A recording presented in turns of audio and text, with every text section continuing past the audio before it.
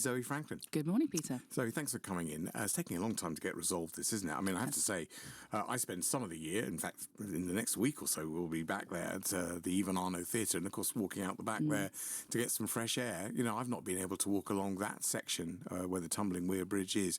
Why is it taking so long? So that is a very good question, Peter, and one that actually people have asked me a lot. And since I became MP, one of my things has been getting a meeting with the National Trust, and I'm pleased to say that I've got one coming imminently. And so one of the questions I will be asking is why? Why has it taken so long? Why did it take so long for them to accept responsibility for it being their job to fix the weir? And then also the next obvious question is, okay, what is the timeline? And so it was interesting to hear from the National Trust representative that they are starting work on it, and there was a lot of talk about feasibility studies and all those things, but actually what people really want to know is when will they be able to walk, cycle that path all the way to Godalming? So I know that, indeed, and you can. I mean, it's a fantastic route. I mean, it's a really great route. Anyway, the repairs, though, is there any news on any costs yet? I mean, that may come up in your meeting, I presume. No, I'm not aware of any cost conversations yet, and I think this is going to be one of the challenges is, I don't know the detail of the National Trust finances, but I imagine like any organisation, particularly charities, they are going to have financial commitments that are already made, and finding those additional funds to fix the bridge, the weir, so we can have that thoroughfare, will put a financial pressure on them. So again, that'll be another conversation to have with them about actually how much, and do you have those funds? And if not, what are the options? Because I know there were conversations in the past about could Guildford Borough Council get involved, but I think everyone will be aware that local councils are really strapped for cash themselves, trying to ensure they deliver the really crucial public services. So that's a really good question, Peter, and one I don't have an answer for yet.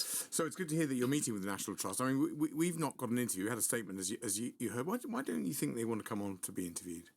I don't know, and it's a real shame they haven't been on, because I think it's important for any organisation, whether it's a charity who do very, very public-facing work or any other organisation that's public-facing, to make themselves available. So I would hope that as they maybe move a little bit further along that pathway of doing the work they're doing to kind of work out what the plan is, that they would come on and tell people, because I think people are really, well, we know people are really interested. So let's hopefully get the National Trust on to talk very soon. You mentioned Guildford Borough Council just now. Obviously, it's a Liberal Democrat-run council. You're a Liberal Democrat MP. They said they're not responsible for the repairs. I mean, the irony is, of course, as the crow flies, the actual weir bridge is about 500 yards from the Guildford Borough Council's front door. So do you agree that they are right to sort of almost say, look, it's nothing to do with us? Well, I think there's the combination that it is not their responsibility legally, is my understanding.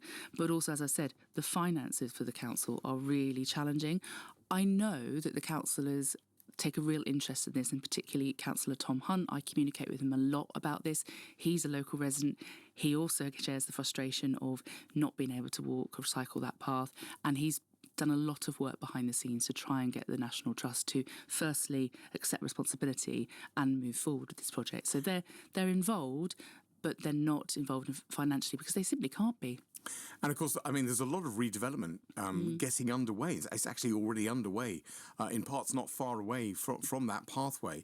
And I think, you know, there is a bit of a concern, sort of understandably, where, I mean, there's some work going on at the theatre at the moment. You've got the Debenhams project now underway and demolition going ahead.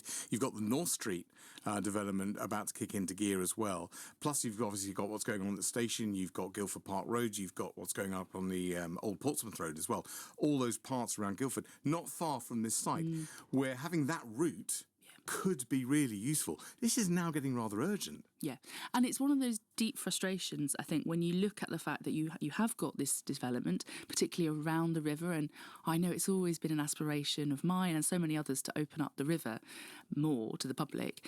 So to have this element which isn't the responsibility of any public organisation in the sense of a council, and it's a missing piece, because actually we want to be able to have that non-road connection to Godalming, but also it's just a really lovely walk or cycle, isn't it?